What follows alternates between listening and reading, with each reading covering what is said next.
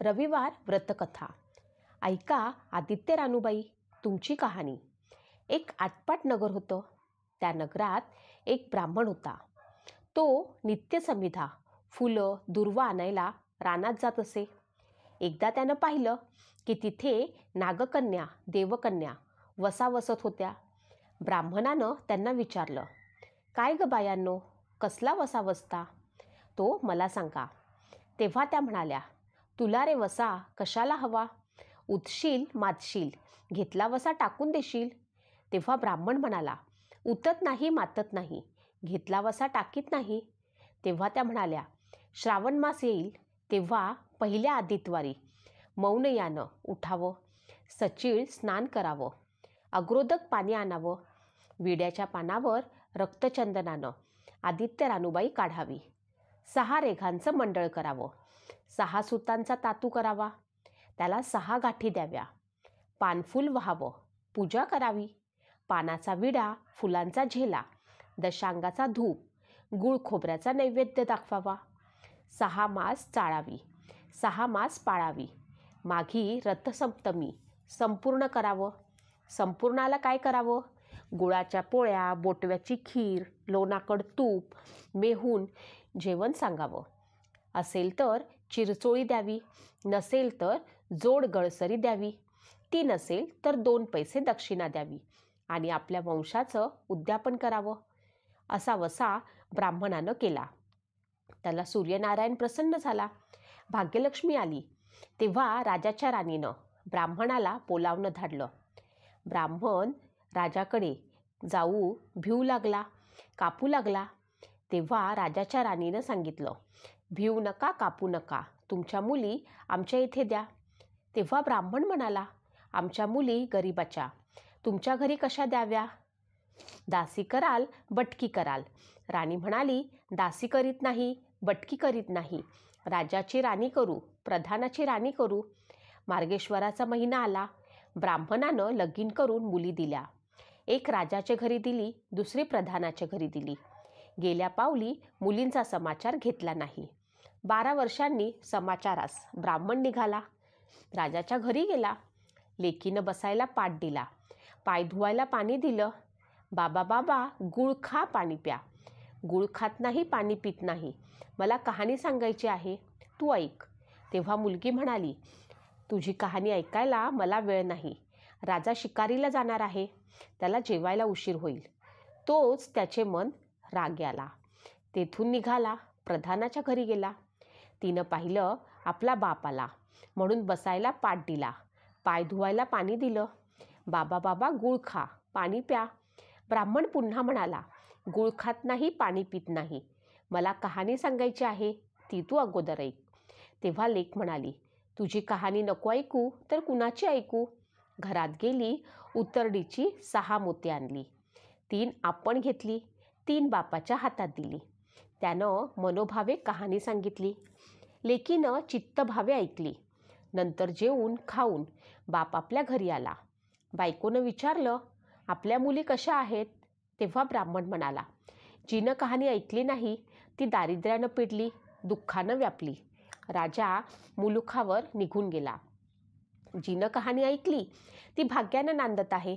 ब्राह्मणाच्या राजाच्या घरी असलेली लेक खरोखरच दरिद्री झाली. तिची अन्नदशा झाली.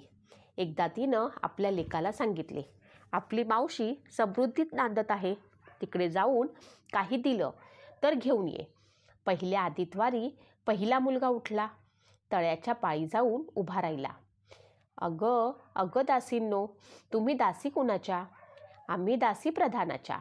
प्रधानाच्या राणीला जाऊन सांगा, तुमच्या बहिणीचा मुलगा आला आहे. दासीनं जाऊन हा निरोप राणीला दिला. तेव्हा तिनं विचारले, कसा आला आहे? दासीने सांगितले, तळ्याच्या पाळीला उभा आहे. तेव्हा दासीनं सांगितले, त्याला परसदारानं घेऊन या. दासी तळ्याजवळ गेल्या आणि त्याला परसदारानं घेऊन आल्या. नाऊ माखू घातलं, पितांबर नेसायला दिलं, जेऊ खाऊ घातलं, कोहळा पोखरला, त्यात होन मोहरा भरल्या. मुलगा आनंदानं आपल्या घरी जाण्यास निघाला. तो वाटेनं आपला जाऊ लागला. तो सूर्यनारायण माळ्याच्या रूपात आला. त्याच्या हातचा कोहळा काढून नेला.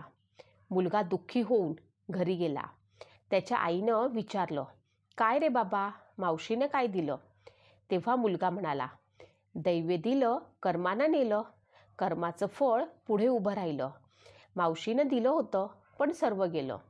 हे ऐकून त्याच्या आईला वाईट वाटलं.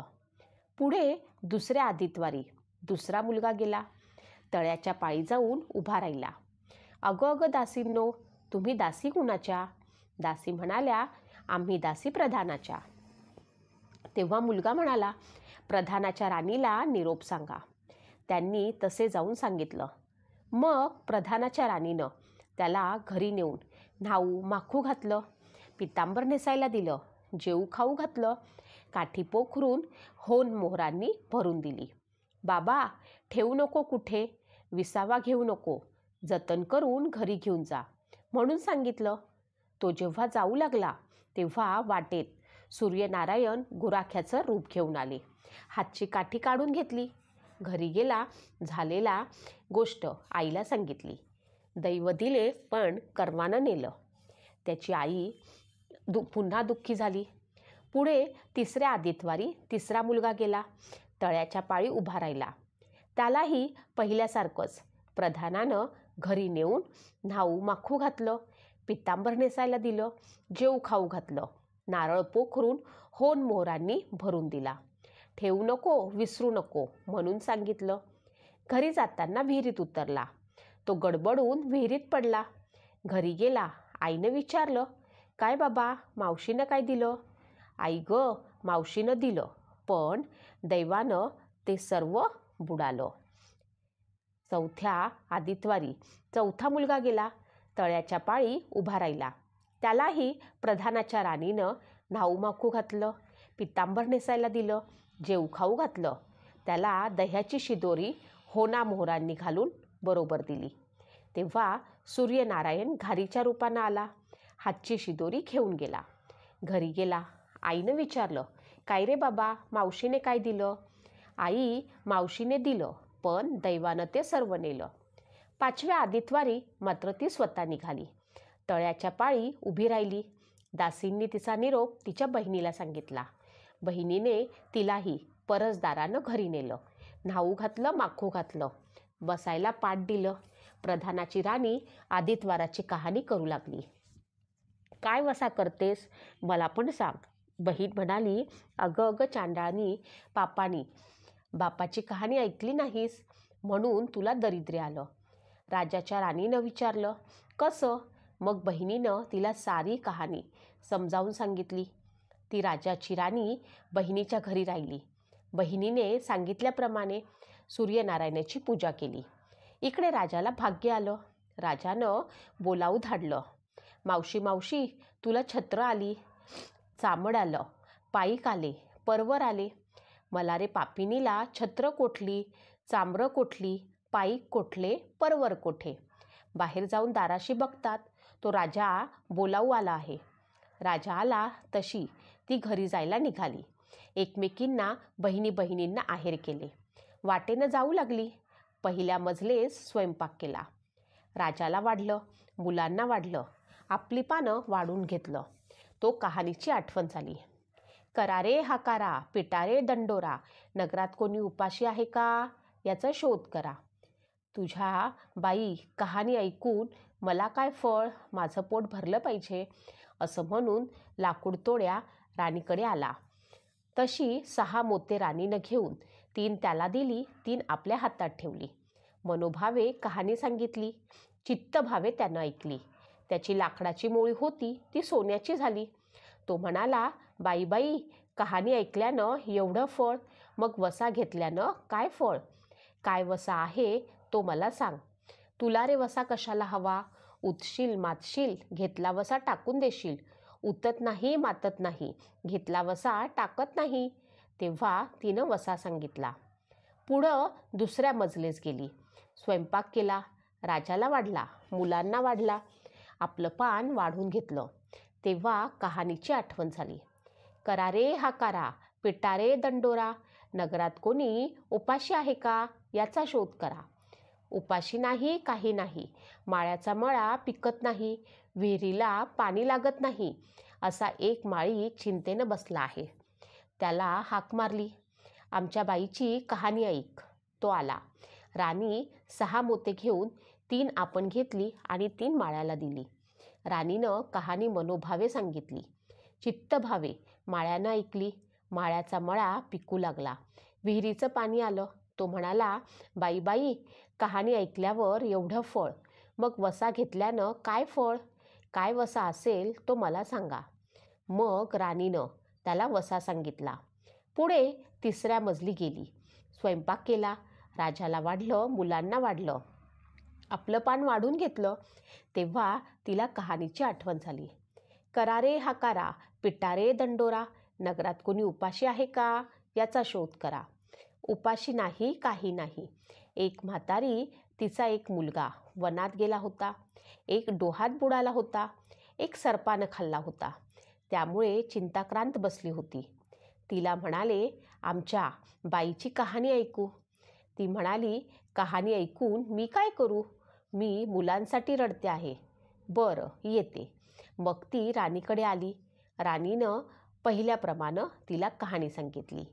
तिनं चित्तभावे ऐकली. तिचा मुलगा वनात गेला होता. तो आला. डोहात बुडाला होता. तो आला. सर्पानं खाल्ला होता. तो पण आला. ती म्हणाली, बाई बाई, कहाणी ऐकल्यानं हे फळ, मग वसा घेतल्यानं काय फळ? काय वसा तो मला सांगा. मग राणीनं तिलाही वसा सांगितला. पुढं 4थ्या मजलेस गेली.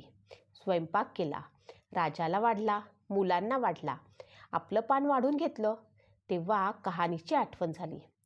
करा रे हाकारा, पिटा रे दंडोरा, नगरात कोणी उपाशी आहे का, याचा शोध करा.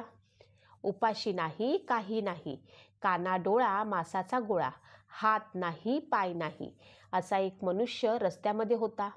त्याच्या अंगावर तांब्याभर पाणी ओतलं. पालथा होता, तो उताना केला. 6 मोते होती. 3 मोते त्याच्या बेंबीवर ठेवली. 3 मोते आपण घेतली. राणीनं मनोभावे कहाणी सांगितली. त्यानं ऐकली. त्याला हातपाय आले. देह दिव्य झाला. तो म्हणाला, कहाणी ऐकल्याचं एवढं फळ, मग वसा घेतल्याचं काय फळ? काय वसा तो मला सांगा. मग राणीनं त्याला वसा सांगितला. 5व्या मुक्कामाला घरी आली. स्वयंपाक केला. सूर्यनारायण जेवायला आले. 7 दरवाजे उघडले. लोह घंगाळ पाणी तापवलं. पदरस पंचपक्वान जेवायला केली. सूर्यनारायण भोजनाला बसले. त्यांना पहिल्या घासाला केस लागला.